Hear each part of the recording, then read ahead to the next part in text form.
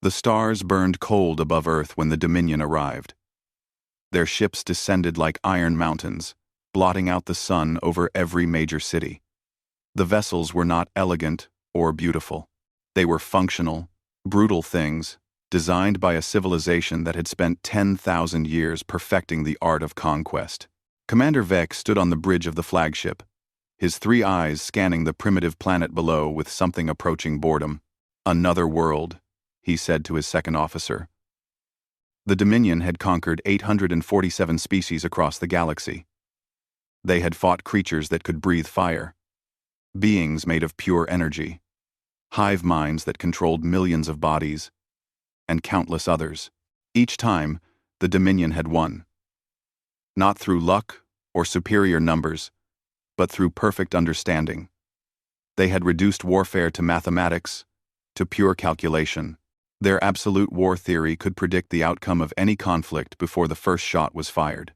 Earth's resistance was expected. It was even calculated into their projections.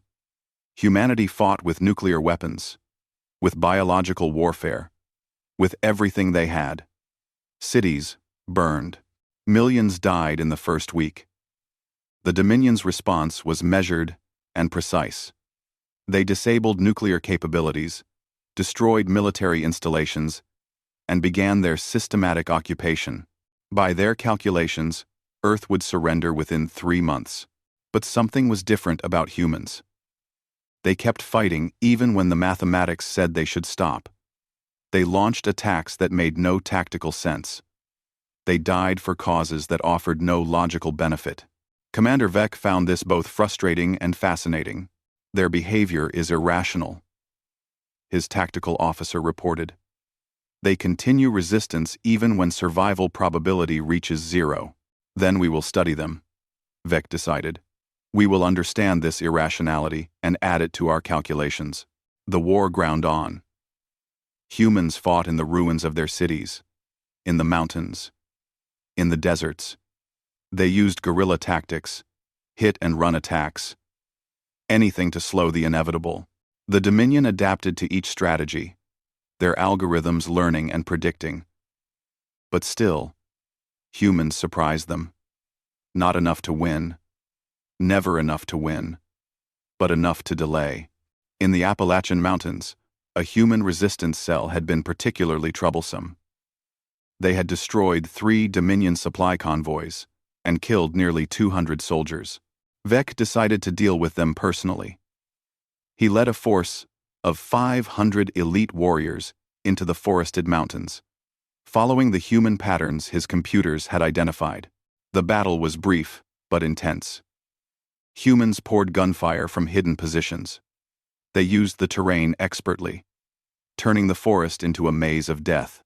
But the Dominion had fought in worse conditions on 100 worlds.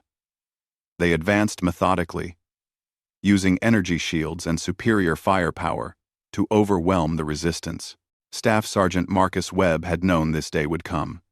He had fought in 3 wars before the aliens arrived, and he understood what defeat looked like. His unit was down to 30 soldiers, low on ammunition, and surrounded. He gave the order to scatter, to survive if they could. Then he stayed behind, to buy them time. He killed 7 Dominion soldiers before they cornered him, not with lucky shots, but with precise, calculated fire. Each bullet found a weak point in their armor. Each movement maximized his tactical advantage. Even outnumbered and outgunned, Marcus made them pay for every step. When the energy blast finally hit him, dropping him to the forest floor, he had expected death. Instead, he woke to blinding white lights and the sensation of being studied. Commander Vec stood over the human soldier, examining him with clinical interest. The medical scanners showed typical human physiology. Nothing exceptional. But the tactical recordings of the battle told a different story. This human had fought with unusual efficiency, demonstrating combat instincts that impressed even Dominion standards. "This one," Vec said. "He will serve our purposes." The Dominion had recently developed a new technology, something they called neural integration. The theory was simple, but revolutionary. By mapping the neural pathways of captured enemy soldiers, they could extract tactical knowledge and integrate it directly into their own combat networks. They would literally steal the enemy's ability to make war and use it against them. But the technology was still experimental. They had tested it on several species with mixed results. Some subjects died immediately. Others went insane. A few provided useful data before their brains burned out from the strain. The Dominion needed a more robust test subject, someone with enough combat experience to provide valuable data, but resilient enough to survive the procedure. Marcus Webb seemed perfect. They strapped him to a medical table in the ship's laboratory. Dozens of alien scientists moved around him, attaching sensors to his skull, injecting strange fluids into his veins. Marcus tried to struggle, but the restraints were impossibly strong. He could only watch as they lowered a helmet covered in glowing nodes onto his head. "Begin the integration," Vec commanded. The pain was indescribable. Marcus felt like his brain was being turned inside out, every memory and thought exposed and examined. He saw his entire life flash before him, not as memories, but as data. Every battle, every decision, every moment of fear and courage reduced to numbers and patterns. He screamed until his voice gave out. The Dominion scientists watched their screens with growing excitement. The humans' neural patterns were more complex than expected, showing tactical thinking that rivaled their own. They began downloading this information, copying it into their systems. But something went wrong. The integration process was supposed to be one way. They would take the humans' knowledge without giving anything back. But the connection was more than they anticipated. As they pulled information from Marcus's mind, their own technology began flowing back into him. The alien systems designed to analyze warfare found something unexpected in the human brain. A capacity for abstract thinking about conflict that their rigid mathematical models could not fully comprehend. The laboratory filled with alarms. Energy readings spiked beyond safe levels. Several scientists stepped back in alarm as Marcus's body began to convulse. The neural connections were forming faster than they could track, creating feedback loops and strange new pathways. The human brain was not just receiving their technology, it was integrating with it, merging with it in ways that should have been impossible. "Shut it down," Vec ordered, but it was too late. The process had taken on a momentum of its own. The alien technology designed to map warfare was finding something in Marcus's mind, some fundamental human understanding of conflict that went beyond mere tactics. It was not just learning his knowledge, it was learning how he thought, how humans approached the concept of war itself. And in that learning, it changed. Marcus felt something breaking inside his mind. But it was not destruction. It was transformation. The alien systems were rewriting his neural pathways, but his human consciousness was adapting, incorporating the technology into itself. He could feel new senses awakening, new ways of perceiving reality that had no name in any human language. The convulsions stopped. The alarms continued to blare, but Marcus lay still on the table. His eyes were open but unfocused, seeing things that were not visible to normal sight. The scientists approached cautiously, checking their instruments. "The subject lives," one reported. "But the readings are unprecedented." Commander Vec studied the data with growing concern. The integration had not failed, but it had not succeeded as planned either. Something new had been created, something their models had not predicted. The human's brain patterns showed activity in regions that should have been inactive. More troubling, their own systems were reporting strange feedback, as if the connection was still active even after the equipment had been powered down. "Place him in containment," Vec ordered. "Full isolation. We will observe before proceeding further." They removed Marcus from the laboratory and placed him in a holding cell deep within the ship. The cell was designed to hold the most dangerous prisoners from across the galaxy. Energy barriers, armed guards, monitoring systems covering every angle. They left him there, unconscious and restrained. While they analyzed what had happened, Marcus woke slowly. His head throbbed with a pain that seemed to exist in dimensions beyond the physical. But as consciousness returned, so did something else. He could see the cell around him, but he could also see more. He saw the weak points in the energy barrier, the patrol patterns of the guards outside, the structural vulnerabilities in the walls. It was not just visual information, it was tactical knowledge appearing directly in his mind, as clear and certain as his own name. He sat up, and the restraints fell away, not because he had broken them, but because he had simply known which precise point to pressure, with minimal force, to make them release. The knowledge had come to him unbidden, as natural as breathing. Marcus stood and approached the energy barrier. To any normal person, it would appear as a solid wall of deadly force. But Marcus could see it differently now. He saw it as patterns, as flows of energy with gaps and rhythms. He saw exactly when and where he could pass through safely. He did not understand how he knew this. He simply knew. He walked through the barrier without triggering any alarms. The guards outside never even turned. Marcus had moved at the precise moment when both were looking away, had stepped into the one blind spot their positioning created. Again, the knowledge had simply appeared in his mind, as obvious as the sun rising in the east. As he moved through the ship, the same thing kept happening. He knew which corridors were empty, which doors were unlocked, which ventilation shafts could support his weight.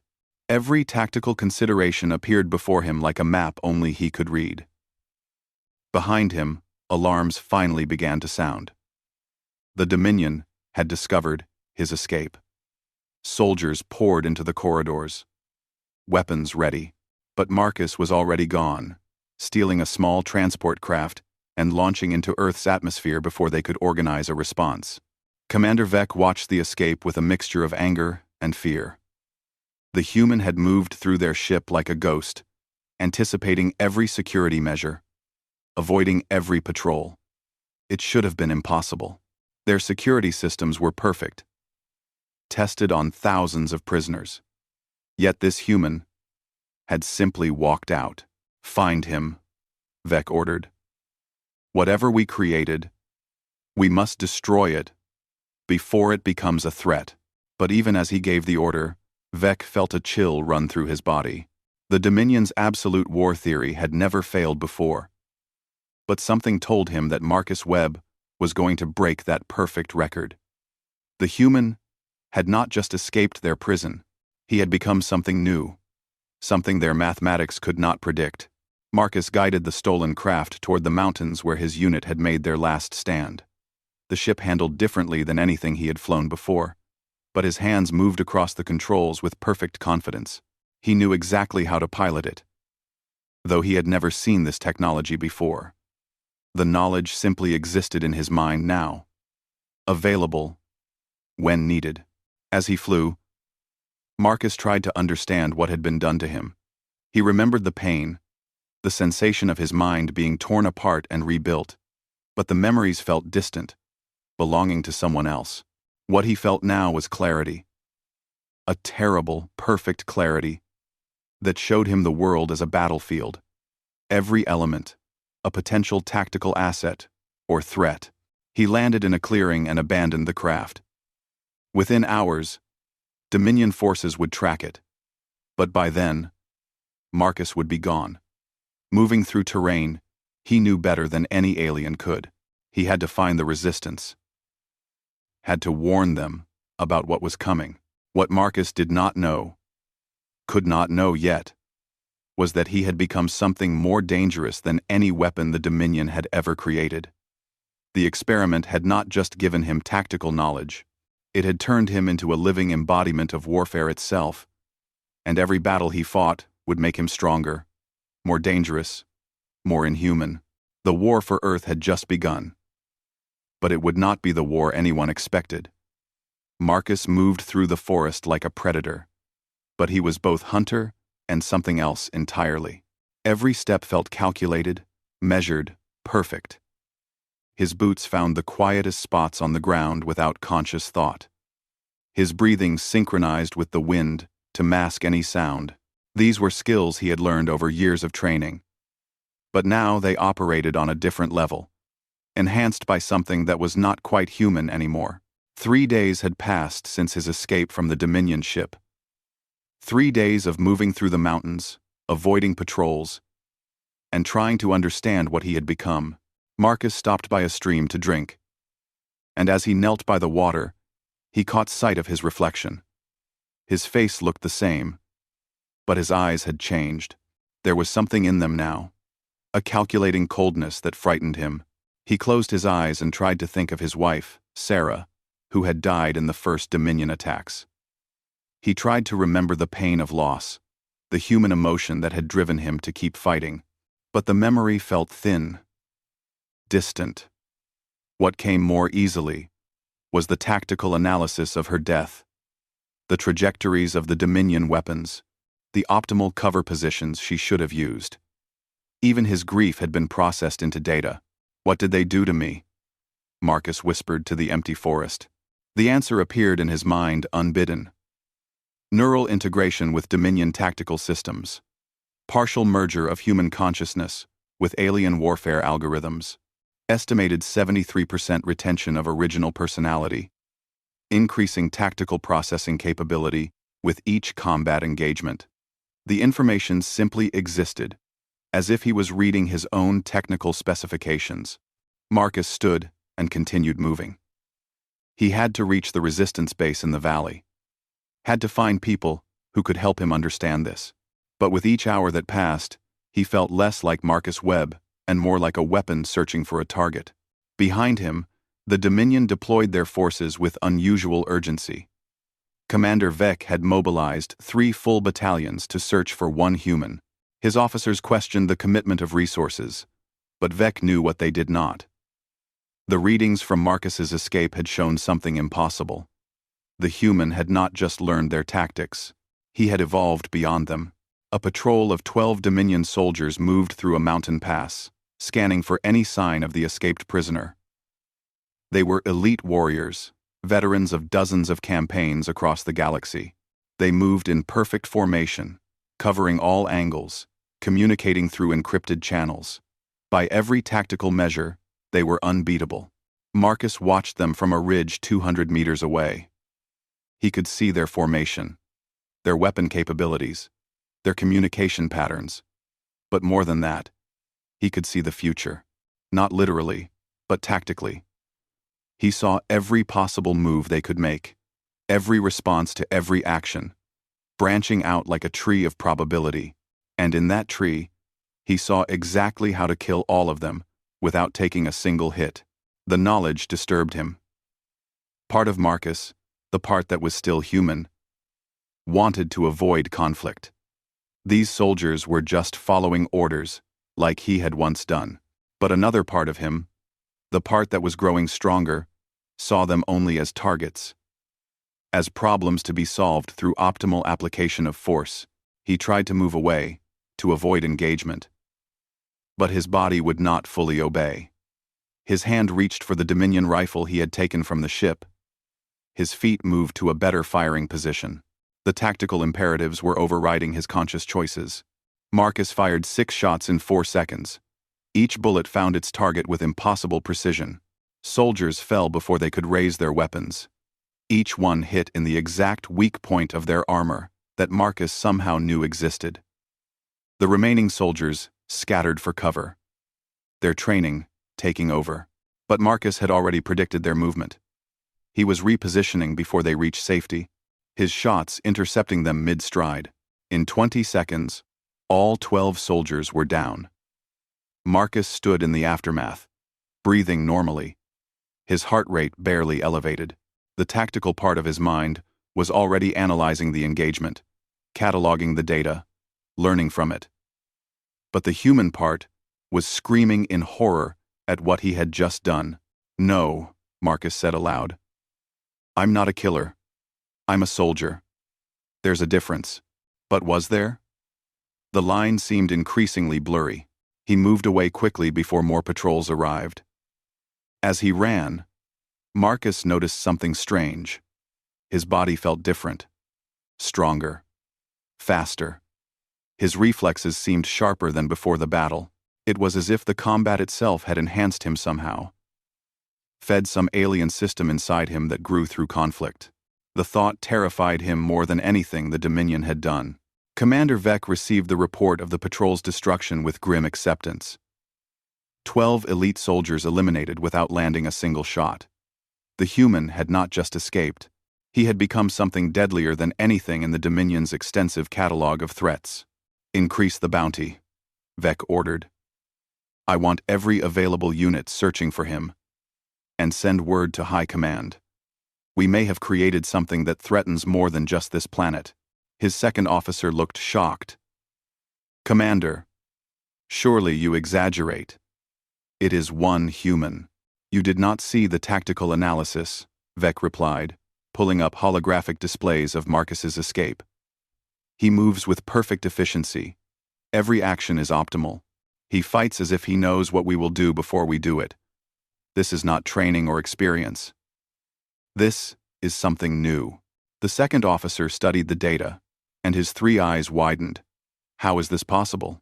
The neural integration was supposed to extract information from the human, Vec explained.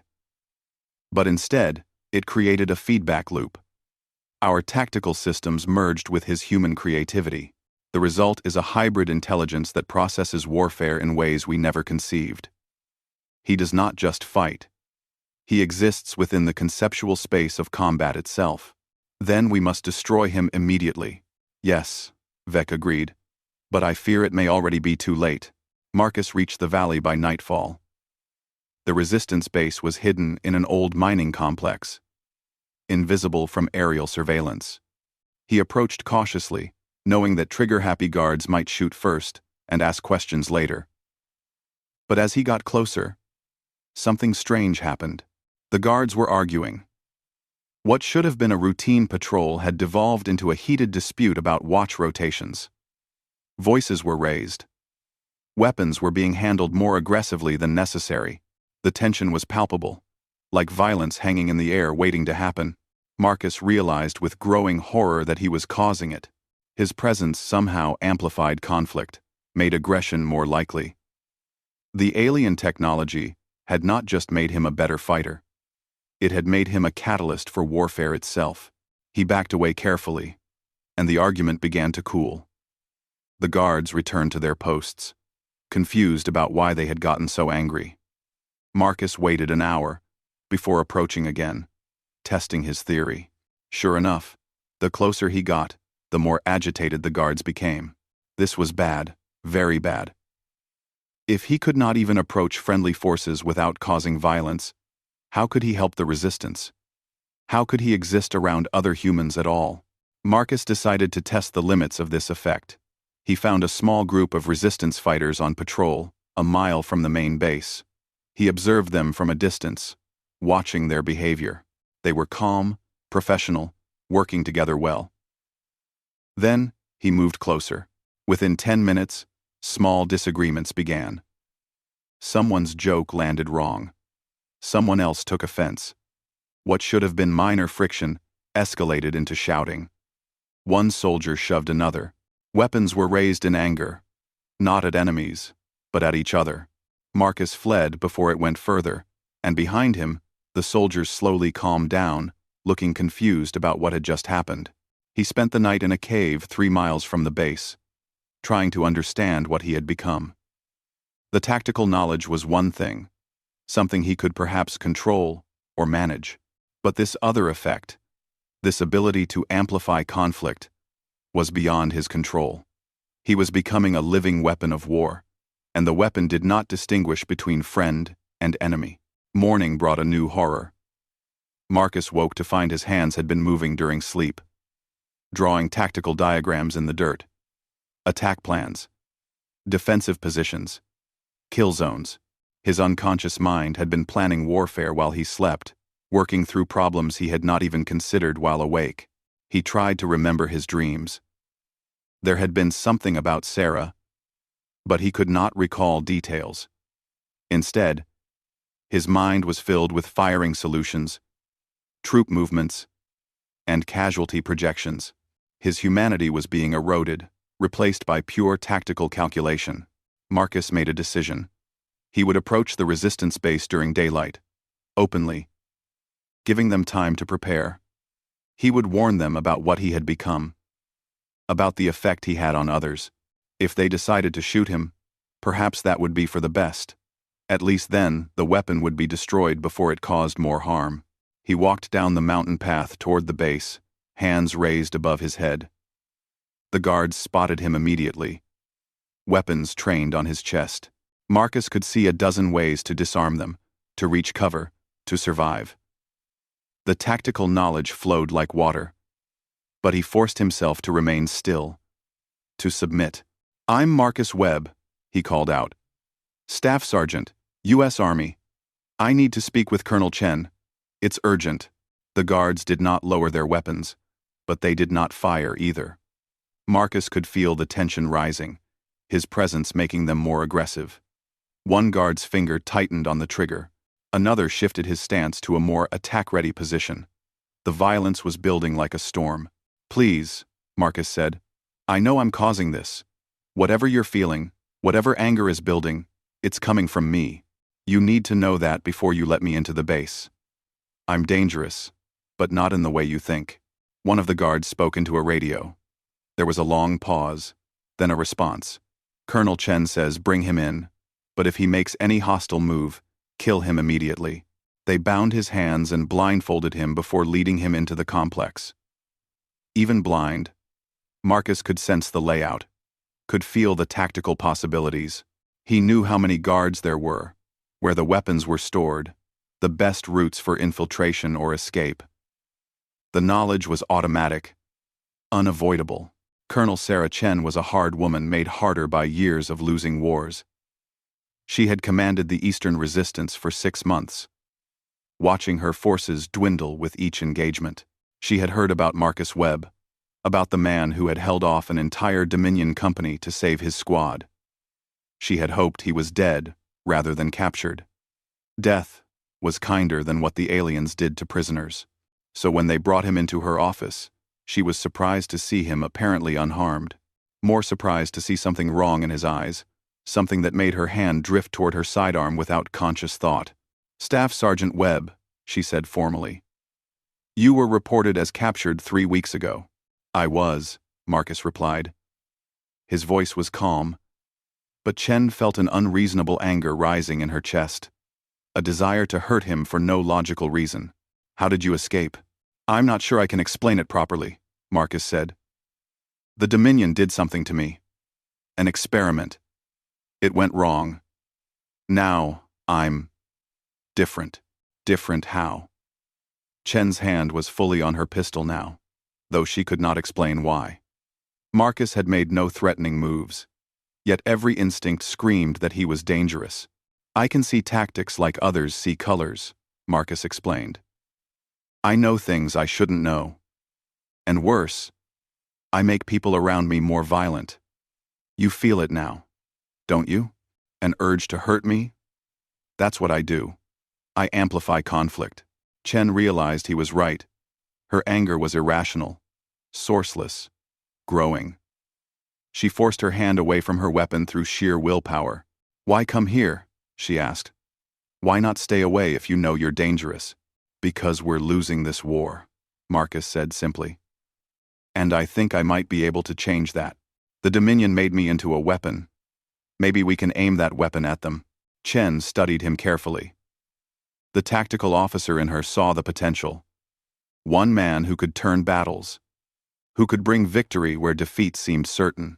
But the human in her saw the cost, saw what Marcus was becoming. "What do you need?" she asked finally. "A test," Marcus replied. "Give me a target. Let me prove I can help, but keep me isolated from your main forces. If I lose control, if I become more danger than asset, kill me." Colonel Chen called her senior officers. They argued for 3 hours about what to do with Marcus Webb. Some wanted him executed immediately as a potential threat. Others saw him as their last hope against impossible odds. Finally, Chen made the decision. "We have a target," she told Marcus. "A Dominion supply depot 15 miles east. heavily guarded. We've lost 2 teams trying to hit it. If you can destroy that depot without getting killed, we'll talk about what comes next. Marcus nodded. I'll need weapons and equipment. You'll get them. But Webb? Chen looked at him with something like pity. I hope you know what you're doing. Because if you're wrong about controlling this, a lot of people are going to die. They're going to die anyway, Marcus replied. His voice was cold, tactical, the voice of someone calculating acceptable losses. At least this way, some of them might survive. As he left her office, Colonel Chen sat down heavily in her chair. She had just made a decision that might save the resistance or destroy it. She had weaponized a human being, turned a man into a tool of war. It was the right tactical choice. But she wondered if tactical right was the same as morally right. Outside, Marcus prepared for his first mission as something more and less than human.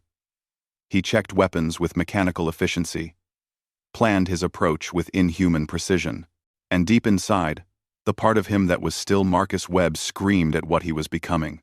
But the screaming grew quieter with each passing hour, drowned out by tactical calculations and strategic projections. The metamorphosis was not complete, but it was accelerating. Soon, there might be nothing left of the man, only the weapon. And the weapon was very, very good at killing. The Dominion supply depot sat in a valley like a fortress, surrounded by energy barriers and automated defenses. 200 soldiers guarded it in rotating shifts, backed by heavy weapons and aerial surveillance. By any reasonable assessment, it was impregnable. The resistance had lost 23 fighters trying to breach it over the past 2 months. Marcus studied the depot from a ridge 2 miles away, his mind processing information faster than any computer. He saw the patrol patterns, the weak points in the barriers, the precise timing of the shift changes. But more than that, he saw the flow of potential combat, the shape that the battle would take if he approached from different angles. It was like looking at a sculpture that did not exist yet, but could be carved from the possibilities. He moved at midnight, when 3 shifts overlapped and the guards were most distracted. His approach was not stealthy in the traditional sense. He simply moved in the exact blind spots of the surveillance, existed in the gaps of their coverage. The aliens had sophisticated technology, but they relied on it too much. Trusted their systems more than their instincts. The first guard died without knowing Marcus was there. A knife in the exact spot where their armor was weakest, angled to sever the major nerve cluster that all Dominion species shared. Marcus knew this anatomy, though he had never studied it. The knowledge simply existed in his mind, downloaded during his time on their ship. The second and third guards went down in quick succession. Marcus moved like liquid violence, each action flowing into the next with perfect economy. No wasted movement, no excess force, just optimal application of lethal precision. By the time the alarms sounded, Marcus had already penetrated the inner perimeter.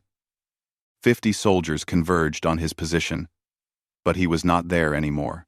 He had predicted their response and moved to exploit the gap their convergence created. While they searched for him in the eastern sector, he was planting explosives in the western ammunition storage. The depot erupted in a chain of explosions that lit the night sky. Secondary detonations followed, as munitions cooked off. Marcus escaped through the chaos, killing anyone who got in his path. It was not combat as much as execution, each target falling in the precise sequence he had predicted. He returned to the resistance base at dawn, covered in alien blood but uninjured. The guards at the perimeter felt the familiar surge of aggression as he approached but held their fire. Marcus had succeeded. The impossible target had been destroyed. Colonel Chen met him in the briefing room, studying the man who had just done what entire teams could not. "How many casualties on their side?" she asked. 47 dead, Marcus reported. Another 20 injured. Complete destruction of their ammunition reserves and supply chains for this sector. They will need 3 weeks to rebuild operational capacity. And you? Chen asked. Any injuries? None. Marcus's voice was flat, emotionless. They never came close to hitting me. I saw every move before they made it. Chen felt a chill.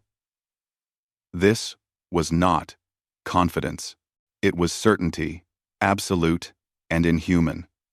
The other officers want to use you for more operations. Hit their bases, disrupt their supply lines. You could turn this war around. I know, Marcus replied. I have already calculated 17 high-value targets I could eliminate within the next month. The probability of success for each is above 90%. That's not what concerns me, Chen said carefully. What concerns me is what happens to you during these missions. Are you still in control? Are you still Marcus Webb? For the first time, emotion flickered across his face. Pain, fear, uncertainty. I don't know, he admitted. During the fight, I'm not thinking. I'm just reacting, executing tactical solutions. It feels good, Colonel. Too good. Like I was made for this. You weren't made for this, Chen said firmly. You're a man who had this forced on him. Does the distinction matter? Marcus asked. Either way, I'm a weapon now. The only question is whether you're going to use me. Before Chen could respond, one of her lieutenants burst into the room. Ma'am, we have a situation. 2 of our patrols just got into a firefight with each other. 3 wounded, 1 critical. They were arguing about Marcus, about whether we should trust him. Then, someone pulled a weapon, and it all went to hell. Chen and Marcus exchanged looks. The effect was spreading. Just having Marcus at the base was causing aggression, turning minor disagreements into violence. I need to leave, Marcus said. I can't stay here. My presence is too dangerous. Where will you go? Chen asked. Wherever you need me to go, Marcus replied. Give me targets. I'll hit them. Just keep me away from large groups of our people. I'll work alone. Chen considered this. It made tactical sense, but it also meant unleashing a barely controlled weapon with no oversight. You'll need a handler, she decided. Someone to give you orders, coordinate your strikes, someone who can evaluate whether you're still in control or if you've gone too far. Who do you have in mind? Me, Chen said. I'll be your handler. You report only to me. If I think you're losing yourself, I'll make the call to end this. Marcus understood what she meant. End this. End him. He nodded. Acceptance. Over the next 3 weeks, Marcus became a ghost story among the Dominion forces. He would appear at their bases like a demon, destroy critical infrastructure, kill key personnel, and vanish before they could mount a response. Each attack was more devastating than the last, not because Marcus was using more force, but because he was learning, evolving, becoming more efficient with each engagement. The resistance victories stacked up. Supply lines disrupted. Communication arrays destroyed. Entire companies pinned down or eliminated. Colonel Chen coordinated Marcus's strikes with conventional resistance attacks, using his abilities to create opportunities for her regular forces. For the first time since the invasion began, humans were winning, but the cost was becoming apparent. Marcus called Chen after each mission, his reports growing shorter and more clinical. Targets eliminated. Objectives achieved. Casualties inflicted. There was less of the man in his voice and more of the machine. Chen could hear him slipping away, losing pieces of his humanity with each battle. And there were other problems. Soldiers who had fought alongside Marcus in coordinated operations reported disturbing behavior. He had killed enemies who were already wounded and helpless. He had chosen brutal methods when cleaner options existed. He had smiled during combat, taken pleasure in the killing. He's becoming what we fight against, one lieutenant told Chen. He's not a soldier anymore. He's something else. Chen confronted Marcus during one of their check-ins. They met in a neutral location, an abandoned factory far from any forces on either side. Chen kept her hand near her weapon the entire time, though she knew it would do no good if Marcus decided to attack. You're losing control, she said bluntly. Your last 3 missions showed unnecessary brutality. You're not just completing objectives anymore. You're enjoying it. Anamani, you're enjoying it. Marcus stared at her with those cold, calculating eyes. You're a person, not an asset. Am I? Marcus asked. What percentage of my brain is still human? How much of my thinking is really mine versus alien programming? I can't answer that anymore. Maybe I am just an asset now. Just a very effective one. If you believe that, then you've already lost, Chen said. The Marcus Webb I read about would never give up his humanity. No matter what was done to him, something flickered in Marcus's eyes. Anger? Pain? It was hard to tell. That Marcus Webb is dead. The Dominion killed him on their ship. What you're talking to now is what they created. Then why did you come back? Chen pressed. Why not join them? If you're just programming, just a weapon, why choose our side? Marcus had no answer. The question seemed to trouble him, creating doubt in the certainty he had wrapped around himself. Finally, he spoke quietly. I don't know. Maybe there's something left of him. Or maybe I'm just programmed to destroy the ones who made me. Find out which, Chen ordered. Because if you're just a weapon following programming, I can't use you. You're too dangerous. But if there's still a man in there, still someone who can choose, then we can work together. Their conversation was interrupted by an emergency broadcast. A Dominion assault force was moving toward a civilian shelter that housed 2,000 refugees. The attack would happen within hours. The resistance had no forces close enough to help.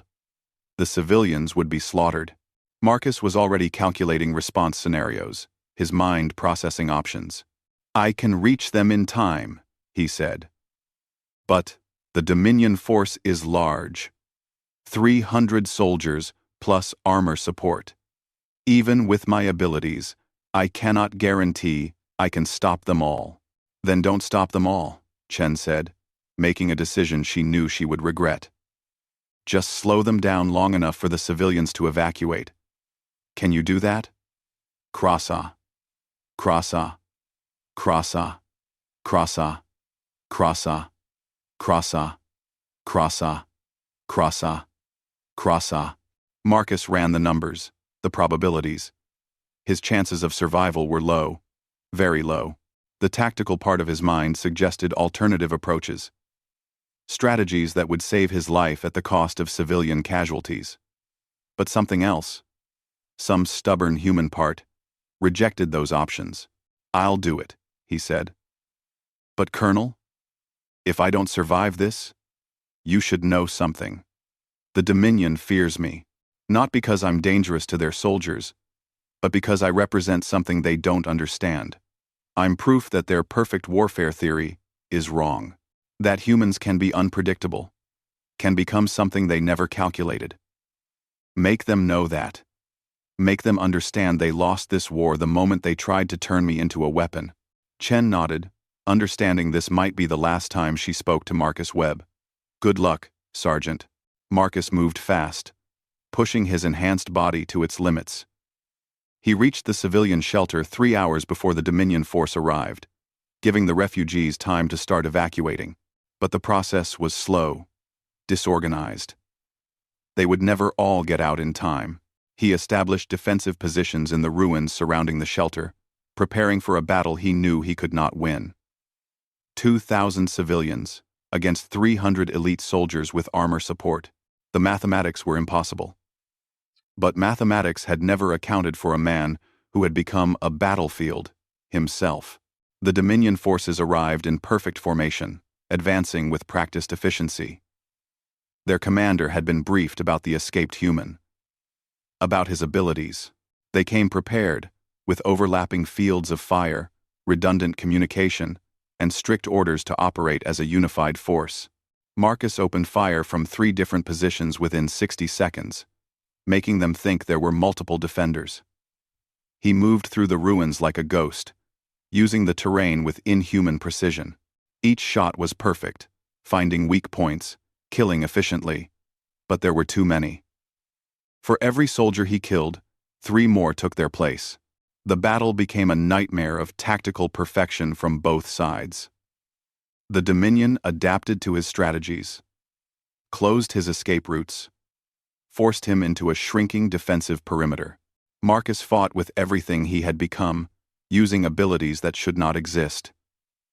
But he was still one man, and they were an army. And then, something changed. The Dominion soldiers began making mistakes. Small at first, then larger. Units lost coordination. Communication broke down. Soldiers fired at shadows, wasted ammunition on nothing. The perfect military machine started to fracture. Marcus realized what was happening. His presence, his effect that amplified conflict, was not just affecting his side, it was affecting everyone. The intense combat had supercharged his ability, turning it into an area weapon that disrupted tactical thinking. The Dominion force was literally tearing itself apart, not because of his bullets, but because of what he had become. Soldiers argued mid-battle. Some units accused others of cowardice or incompetence. Friendly fire incidents erupted. The Dominion's perfect discipline collapsed into chaos. They had brought 300 soldiers to kill one man. But that one man was a living embodiment of warfare, and warfare consumed them. By the time the civilians had evacuated, the Dominion force had effectively destroyed itself. Marcus stood among the ruins, surrounded by alien bodies, covered in blood, both his and theirs. He had been shot twice, stabbed once, and burned by energy weapons. But he was alive. And 2,000 civilians were safe. Colonel Chen arrived 6 hours later with a relief force. She found Marcus sitting against a wall, bleeding, exhausted, but still conscious. The expression on his face was one she could not read. Was it satisfaction? Horror? Perhaps both. You did it, she said simply. I killed them all, Marcus replied. Not with bullets. With what I am. I made them kill each other. Made them destroy their own force. Chen, I'm not just dangerous. I'm a plague. I'm warfare incarnate. You saved 2,000 people. This time, Marcus said. But what happens next time? What happens when I can't control it? What happens when friendly forces get caught in my effect? I'm getting stronger. Every battle feeds whatever this is inside me. Eventually, I won't be able to distinguish between enemy and ally. I'll just be a walking war zone. Chen sat beside him, ignoring the blood and debris. Then we figure it out. We find a way to control it, or to channel it, or to turn it off. But we don't give up. That's not what soldiers do. Marcus looked at her, and for a moment, she saw the man he used to be. Tired, scared, but still fighting. I'm not sure I'm a soldier anymore, Colonel. I'm a weapon, and weapons don't get to choose when they stop firing. Then we'll figure out how to make this weapon safe, Chen said firmly. But first, we need to get you medical attention.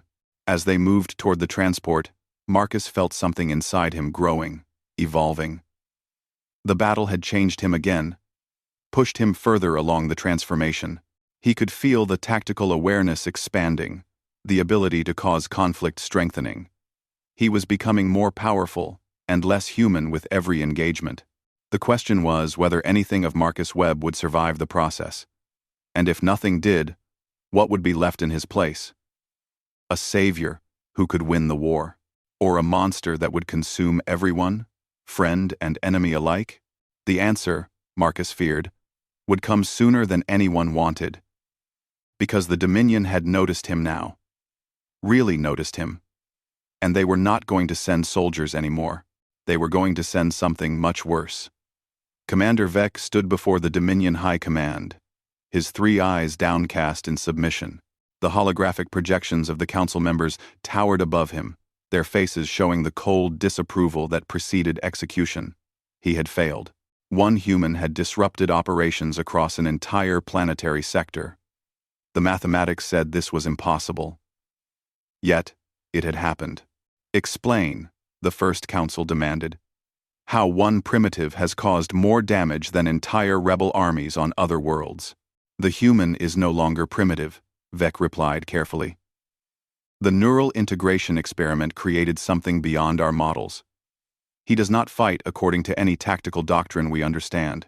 He exists within warfare itself, manipulates it like a natural force. Poetic nonsense, another council member spat. He is flesh and blood. He can be killed like anything else. We have tried. Vec said. We have sent our best soldiers. He kills them. We have used overwhelming force. He turns it against us. We have attempted to predict his movements. He makes prediction impossible, because he operates beyond the scope of our absolute war theory. The first council was silent for a long moment.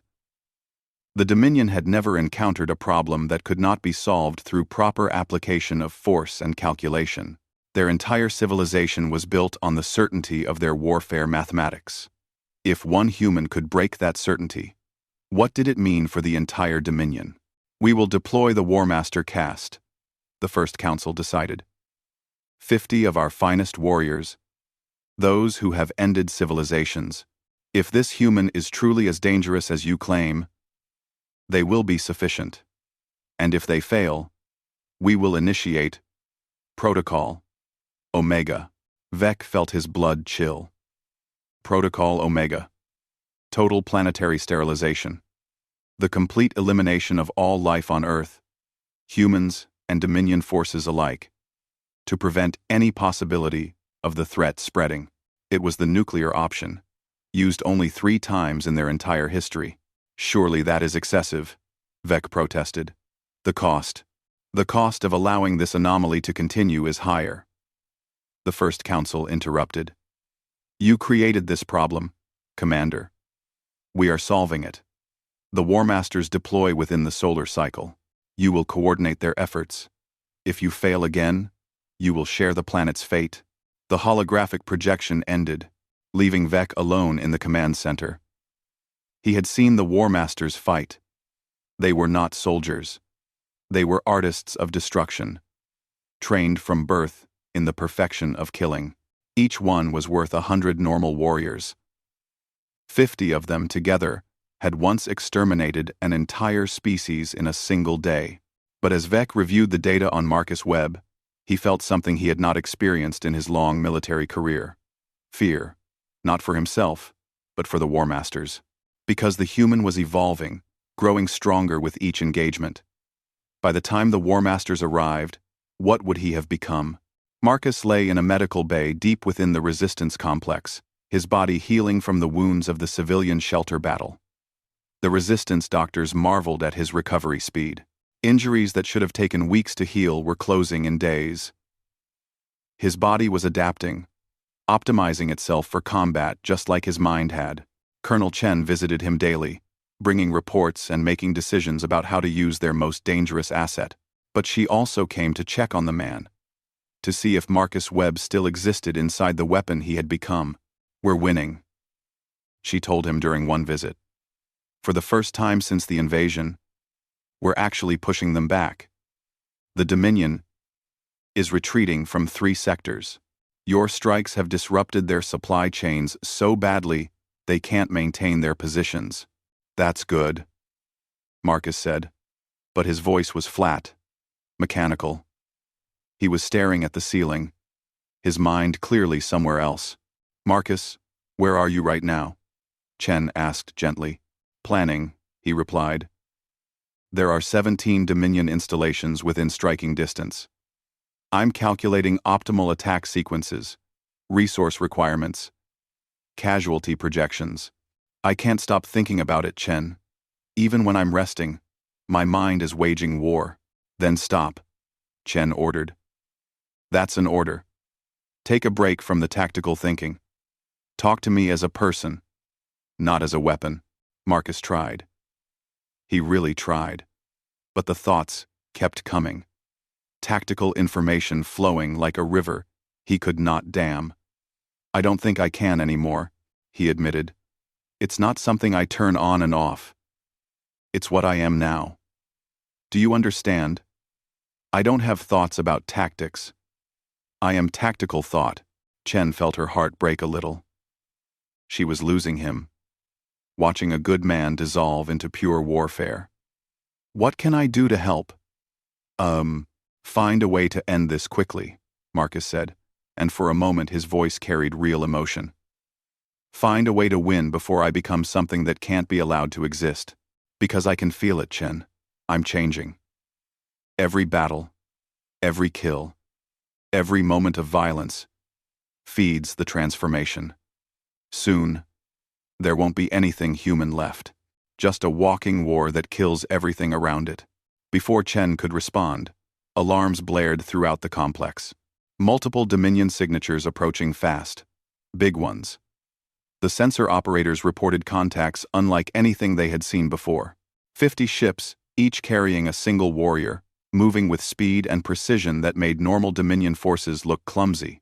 The War Masters, Marcus said, sitting up suddenly.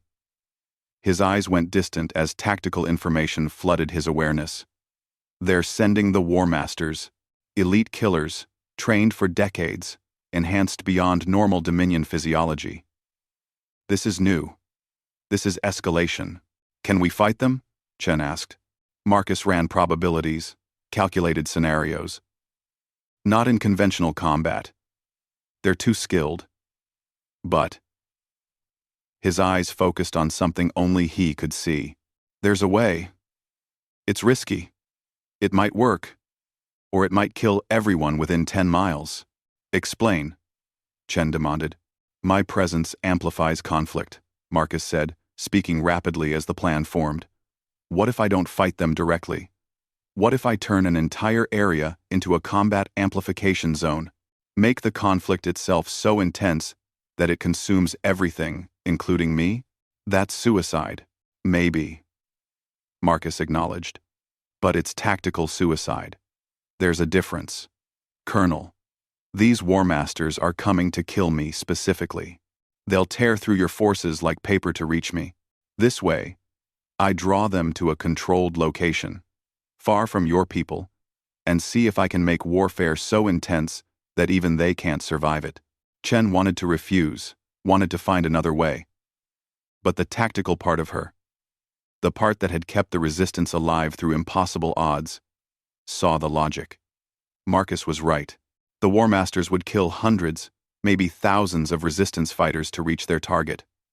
This way, the cost was one man. One man who was barely human anymore anyway. Where? She asked. Geneva, Marcus replied. The ruins. It's empty of civilians. It's strategic territory the Dominion wants to control. And the urban terrain gives me advantages. I can turn the entire city into a labyrinth of violence. You'll need support, equipment, supplies, surveillance. No, Marcus interrupted. I need to go alone. Every person you send with me is another person who will be affected by what I am. They'll turn violent, make mistakes, die. I have to do this isolated. Chen realized he was right, and hated it. When do you leave? Now, Marcus said, standing. His wounds were not fully healed. But he moved without pain. His body already optimized for what was coming. The War Masters will reach Earth orbit in 6 hours. I need to be in position before they land. They stood facing each other, warrior to warrior, knowing this might be the last time. Chen extended her hand, and Marcus shook it. His grip was too strong, too precise, the handshake of something that had studied human gestures but no longer truly understood them. Good luck, Marcus, Chen said. Luck is a variable for insufficient data, Marcus replied. Then, seeing her expression, he forced a small smile. It looked wrong on his face. Like a mask. Sorry, that's the alien programming talking. What I meant to say is, thank you for treating me like a person when I wasn't sure I was one anymore. Then he was gone, moving through the complex with inhuman grace. Chen watched him go and said a prayer to a god she had stopped believing in years ago. Not for victory, just that something of Marcus Webb would survive what was coming. Marcus reached Geneva in 4 hours, traveling by foot and stolen vehicles. The city was a graveyard, destroyed in the early days of the invasion. Skyscrapers stood like broken teeth against the sky. Streets were cratered and burned. It was perfect. He spent the remaining time preparing the battlefield. Not with weapons or traps, but with himself. He moved through the ruins, letting his presence saturate the area, turning the entire city into an extension of his will. This was new, something he had not tried before. He was weaponizing the space itself, making the ruins into a tactical environment that would amplify every aspect of combat. He could feel his consciousness expanding, spreading through Geneva like invisible fire. Every street became a firing lane in his mind. Every building became cover or concealment that he understood perfectly. He was not in Geneva. He was Geneva, a city-sized weapon, waiting for targets to enter its kill zone. The War Masters landed at dawn. 50 sleek ships descended on the outskirts of the city, disgorging their deadly cargo. The warriors emerged in full combat armor, weapons that hummed with lethal energy. They moved in a loose formation, each one a master of their craft, confident in their supremacy. Marcus watched from the center of the city.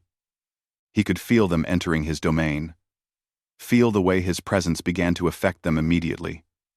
But they were strong, disciplined. They resisted the influence, maintained their tactical coherence. This would not be easy. The first War Master to reach him came through what used to be a shopping district. She moved with liquid grace, her 4 arms holding different weapons, her senses alert for ambush. She was prepared for a conventional fight, for an enemy who would hide and attack from advantage. Instead, Marcus walked out into the open street and stood waiting. The War Master stopped, confused by the lack of tactics. Then, she opened fire. Marcus moved, not dodging, but existing in the spaces between her shots, as if he knew where each projectile would be before it was fired. He returned fire with his rifle, and she blocked with an energy shield. They circled each other, and the War Master felt something wrong. The human moved perfectly, but it was not skill. It was certainty. He fought as if he knew the outcome already. More disturbing, she felt an overwhelming urge to kill him. Not tactically, but personally. To destroy him with her hands, to make it painful. This was wrong. War Masters did not feel anger. They killed efficiently, without emotion. But now, she wanted to hurt him, wanted to make him suffer. The feeling grew stronger with each second. She charged, abandoning tactics for rage. Marcus sidestepped, and she crashed through a wall. Before she could recover, he was there, his knife, finding the weak point in her armor. The War Master died not because Marcus was stronger or faster, but because she had stopped thinking tactically. She had let emotion override training. 1 down, 49 to go. The other War Masters found her body and understood the threat level had been miscalculated. They adapted, moving in coordinated groups, supporting each other, maintaining discipline against the emotional influence. But as more of them entered the city, as they got closer to Marcus, the effect intensified. The ruins of Geneva became a maze of violence. War Masters fought with breathtaking skill. But Marcus was always one step ahead.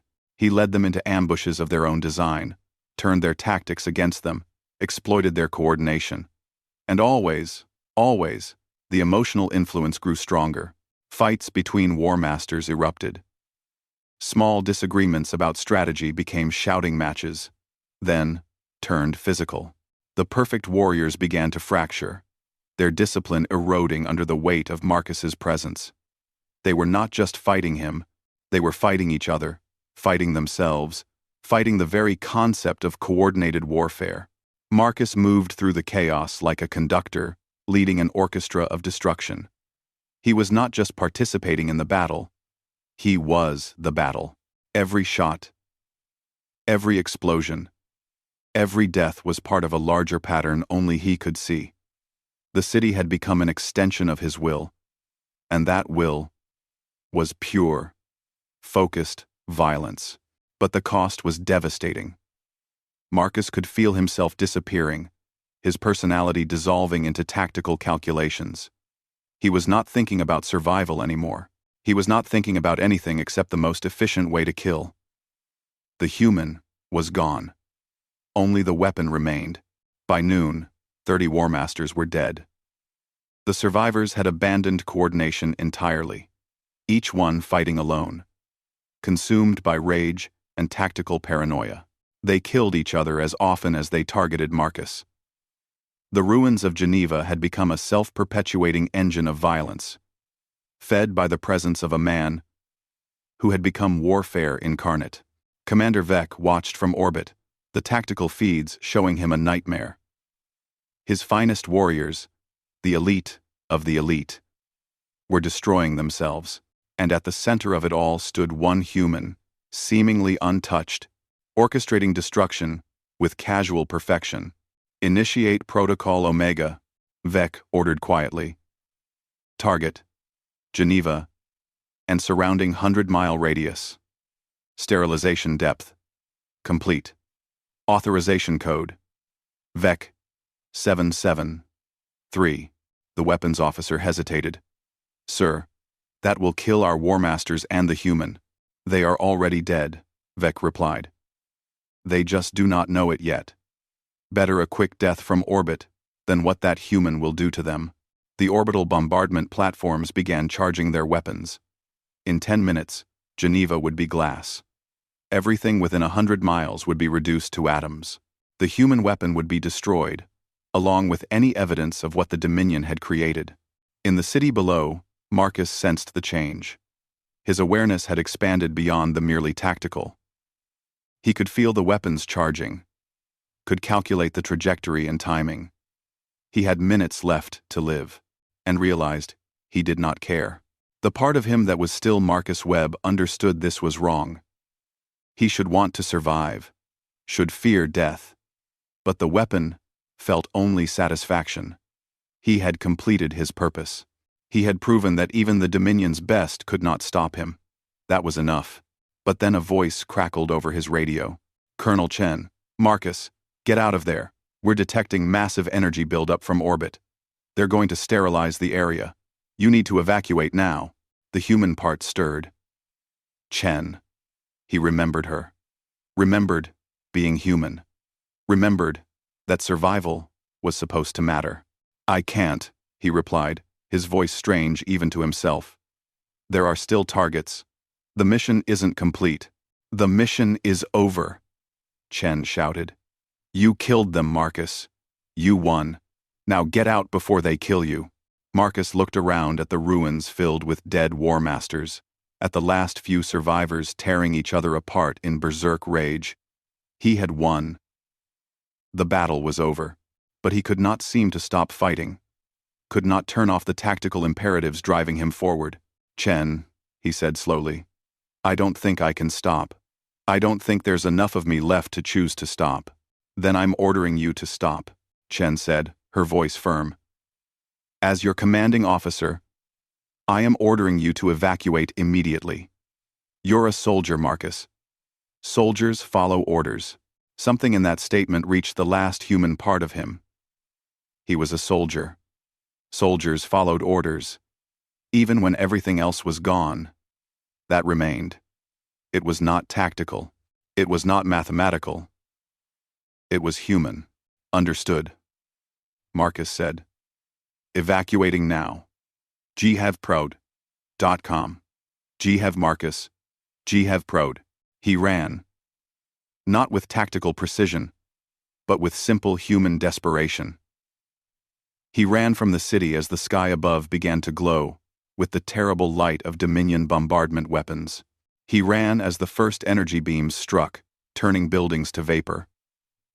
He ran as Geneva died behind him. He almost made it. The shockwave caught him at the edge of the blast radius, throwing him through the air like a doll. He hit the ground hard, felt bones break, felt his enhanced body struggling to repair damage faster than it was being inflicted. The world went white, then red, then dark. When Marcus woke, he was in a resistance medical facility, wrapped in bandages and hooked to machines. Colonel Chen sat beside his bed, looking like she had not slept in days. "You lived," she said simply. "Parts of me," Marcus replied. His voice sounded more human than it had in weeks, though whether that was recovery or damage, he could not tell. "Did we win? 30 War Masters dead by your hand," Chen reported. "The remaining 20 died in the bombardment. The Dominion pulled back from 3 more sectors. And most importantly, they're scared. Actually scared. You broke something fundamental in their understanding of warfare." "Good," Marcus said. "Then, how much of the weapon survived?" Chen understood the real question. How much of Marcus Webb still existed versus how much was alien tactical programming? "I don't know," she admitted. "But you stopped when I ordered you to. You chose to run instead of fight. That's human, Marcus. That's choice." Marcus wanted to believe her, but he could still feel the tactical awareness, the combat calculations running in the background of his mind. The weapon was still there, waiting. Always waiting. "What happens now?" he asked. Colonel Chen smiled grimly. "Now we push our advantage. The Dominion is scared, disorganized. We hit them before they recover, and you're going to help us do it. But on your terms this time. No more suicide missions. No more fighting alone. We do this together, or not at all." Marcus closed his eyes, exhausted. The battle for Earth continued, and he would continue with it. Weapon and man, monster and savior, until there was nothing left to fight, or nothing left of him to do the fighting. He just hoped that when the end came, there would be enough humanity remaining to know the difference. The Dominion High Command convened in emergency session for the first time in 3 centuries. The holographic chamber filled with the galaxy's most powerful military minds, all focused on one impossible problem. A single human had killed 50 War Masters and forced a tactical retreat from an entire planetary sector. Their absolute war theory, the mathematical certainty that had conquered 847 species, had failed. "We cannot win this war," Commander Vec stated flatly. The other council members reacted with shock and anger, but Vec continued. "Not because we lack forces or weapons. We cannot win because we are fighting something outside our calculations. Marcus Webb is not a soldier. He is warfare itself made flesh. Every engagement makes him stronger. Every tactical adaptation we make teaches him more. He will continue evolving until he becomes unstoppable. Then we sterilize the planet," a council member suggested. "Remove Earth entirely from the equation." "To what end?" Vec challenged. "The human has already changed the nature of warfare. He has shown that our theories are incomplete. What happens on the next world we try to conquer? What happens when other species learn that the Dominion can be beaten?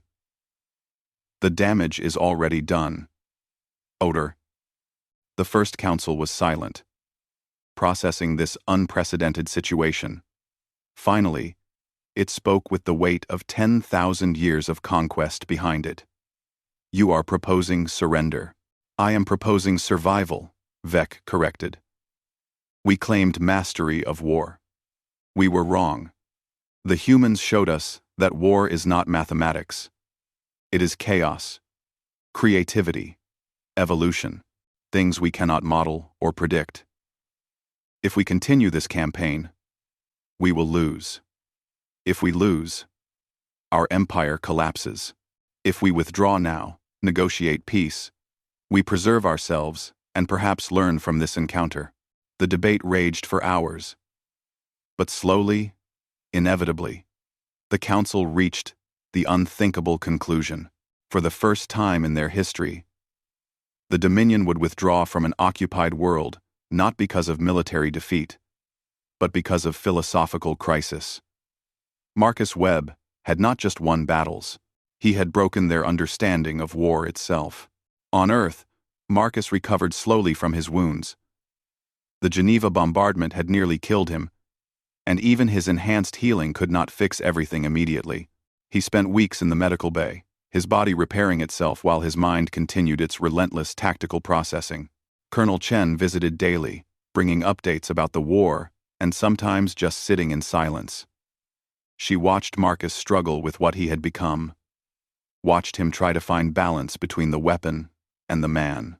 It was like watching someone learn to be human all over again. "The Dominion is retreating," she told him one day. "Not just from our sector. They're pulling back from half the planet. Our scouts report their forces consolidating around their primary landing sites, preparing for evacuation," Marcus said immediately, his tactical mind analyzing patterns. "They're leaving. But why? We hurt them, but not enough for total withdrawal. Does it matter?" Chen asked. "If they're leaving, we won." "It matters," Marcus insisted. "Understanding their retreat is as important as understanding their attack." Something changed. Something about me changed their calculations. He was right. 3 days later, a Dominion diplomatic shuttle landed at the Resistance headquarters, bearing a white flag and a message. Commander Vec himself had come to negotiate, though he looked diminished somehow, less certain than the conqueror who had arrived months ago.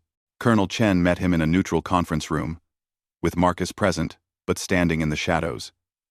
His presence made the alien commander visibly uncomfortable, which Chen noted with satisfaction. "Why are you here?" she asked bluntly. "To offer terms," Vec replied. "The Dominion is withdrawing from Earth. We will remove all occupation forces, destroy all military installations we constructed, and provide reparations for damages caused. In exchange, Earth agrees to non-aggression and allows safe passage for our departing forces." Chen had expected many things, but not surrender.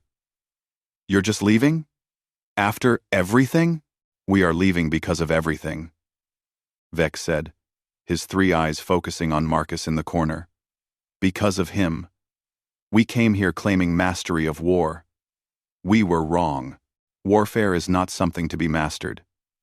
It is a living thing, evolving and unpredictable. Your soldier proved that. He became something our entire civilization never conceived possible.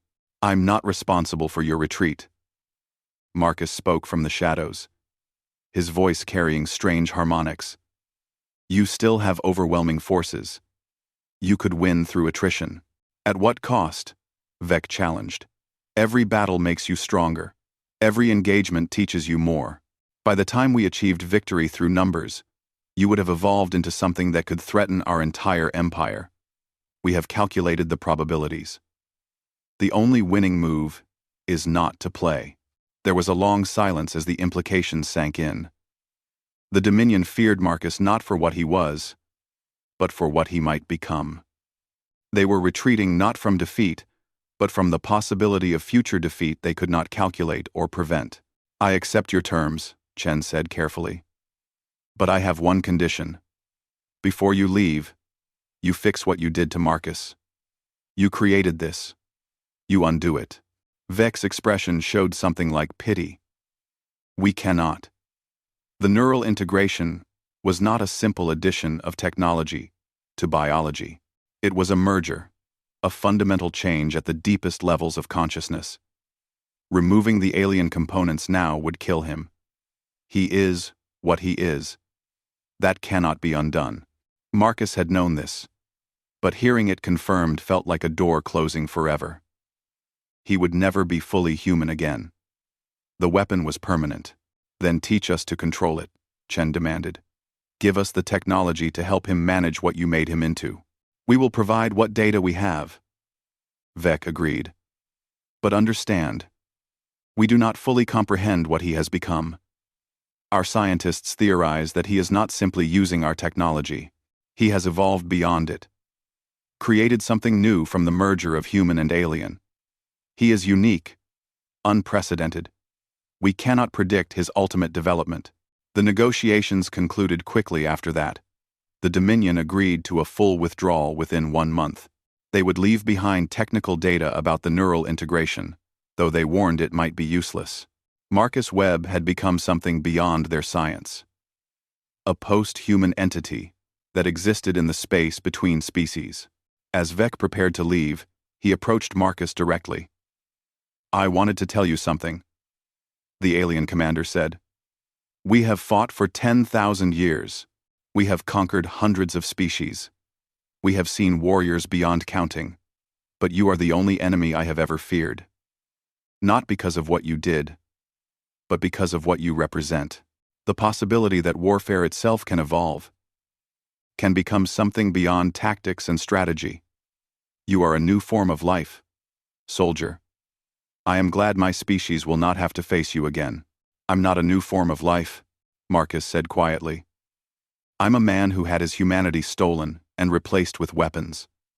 Don't mistake what happened to me for evolution. It's violation. Indeed. Unrepen.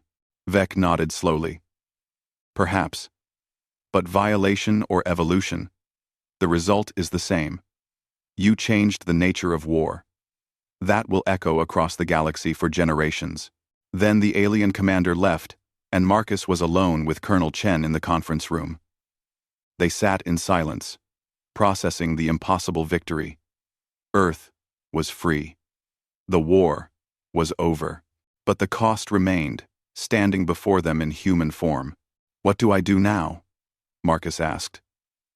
It was the question of a man, not a weapon. And Chen heard the desperate uncertainty in his voice. "You figure out how to live," she replied. "The war is over, Marcus. You don't have to be a weapon anymore." "I don't know how to be anything else," he admitted. "Every moment, I'm processing tactics, calculating threats, planning battles. Even now, in peace, my mind is at war. How do I stop that?" Chen did not have an answer. No one did. Marcus Webb had become something unprecedented, and there was no manual for helping a living weapon learn to be human again. But she could try. "One day at a time," she said. "We start with small things. You take walks without tactical analysis. You have conversations without calculating outcomes. You remember what it was like to be human, and try to find that person again." "What if that person is gone?" Marcus asked. "What if there's not enough left to find?" "Then you build a new person," Chen said firmly. "You're not the same Marcus Webb who went into that Dominion ship. But you're not just a weapon either. You're something between. Maybe that's okay. Maybe you don't have to be fully human or fully weapon. Maybe you can be both. And figure out what that means." Over the following weeks, as the Dominion withdrew from Earth, Marcus tried. He walked through the ruins of cities without mapping kill zones. He talked to other soldiers about life instead of tactics. He forced himself to think about the future in terms of hope rather than strategic projections. It was the hardest battle he had ever fought.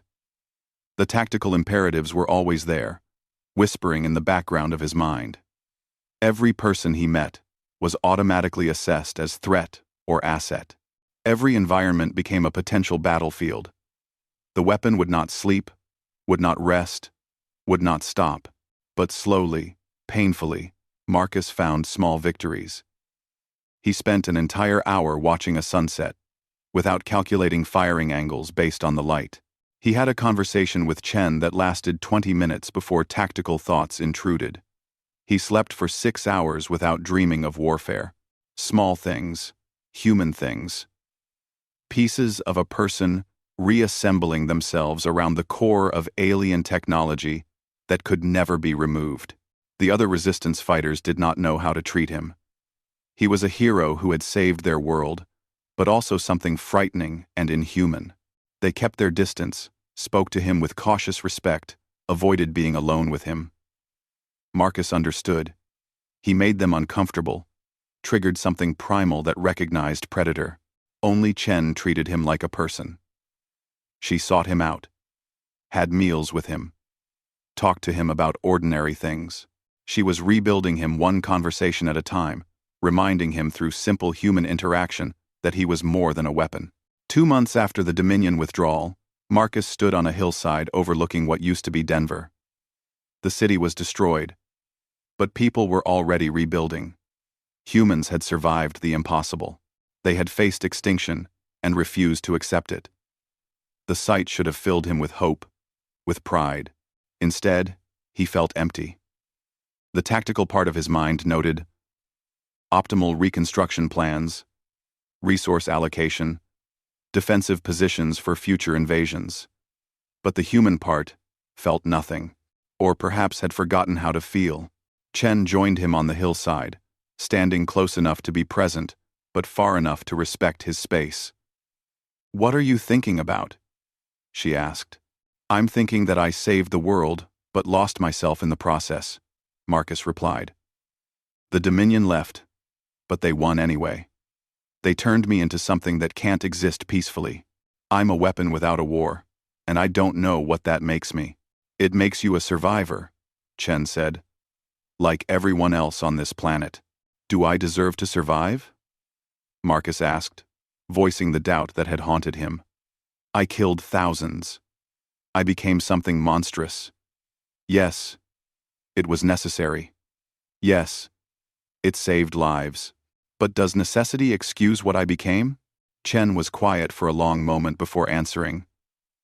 "I don't know if deserve is the right word. You didn't choose this. The Dominion forced it on you, but you did choose to use what they made you into for good. You chose to save people instead of just killing enemies. That has to count for something. Does it count enough?" Marcus pressed. "Because I'm not done, Chen. The weapon is still here, still active. What happens if another threat appears? What happens if I lose control? What if next time I can't stop? Then we deal with it," Chen said firmly. "But Marcus, you're so focused on what might go wrong that you're not seeing what you actually are. Yes, you're dangerous. Yes, you're changed. But you're also a man who chose to run when I ordered him to, even when every instinct said to fight. You're a man who sits here questioning his right to exist, instead of accepting power without thought. That's human. That's who you are." Under all the alien technology, Marcus wanted to believe her, needed to believe her.